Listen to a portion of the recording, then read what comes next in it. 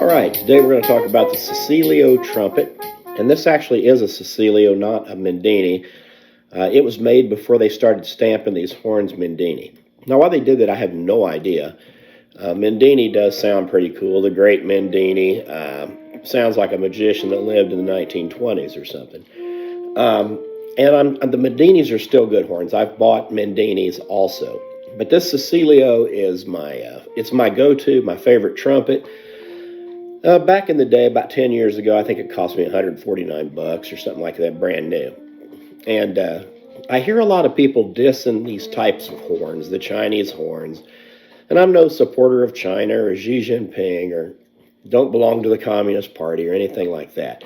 But these horns are really, really well made. Now, this is a copy, as you can probably tell if you know trumpets real well. This is a copy of a Bach Strad 37, which I played for many years in the Army Band. Now, as far as I can tell, there isn't a ton of difference in the way these horns feel and sound. The valves work wonderfully. The tone I get out of it's really good, and it really is subject to the person playing it. I can get a nice, dark, foofy, almost flugelhorn sound if I try. I can also play very bright, like a person might want to play in a jazz band or commercial playing.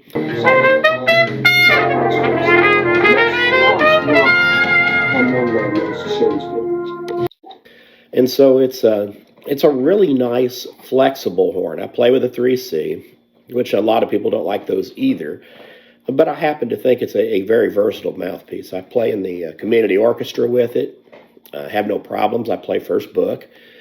And so it gives me no trouble. The slotting on the horn's just fine. The high notes are all in tune, except for the A. First and second A is a little sharp, and all you got to do is just use third valve. It slots perfect, and it's perfectly in tune. So this particular horn, that's it. Now, this horn being 10 years old and having been used quite a bit, it shows no signs of wear, really. It doesn't have any kind of acid pitting or anything like that. It's really pretty nice.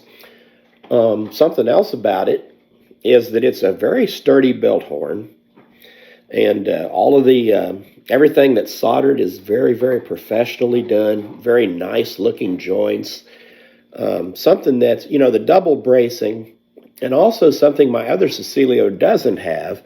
You notice that there's I don't know what you call it, a knurling or whatever here, where the tuning slide goes in. The other one just goes straight into a very cheap-looking pipe.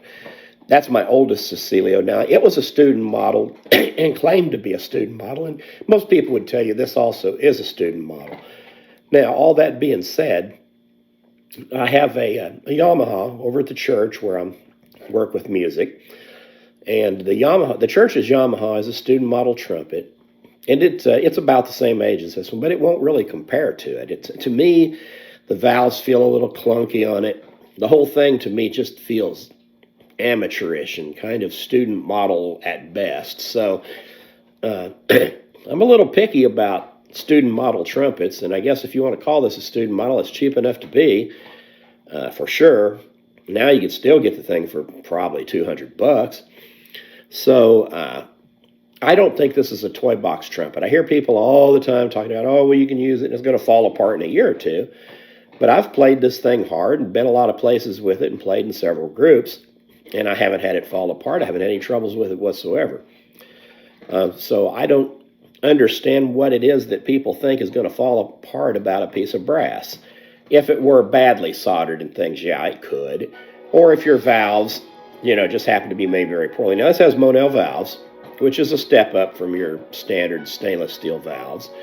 And the Monel valves, I can pull it out of the case even if I hadn't played it in a couple months, and they would still work pretty well. They wouldn't be stuck hard like, most of the old student model trumpets are. So I really like it. The only thing that I wish was different on it is it's got the third valve slide that's adjustable, and I'm not crazy about that. I'd rather have a fixed one. I thought about ordering one for a Bach just to see if it would fit, because everything about this horn is just so similar to the Bach 37 that I got a weird feeling that it might work. The bore's the same, the bell's the same, everything seems to be the same.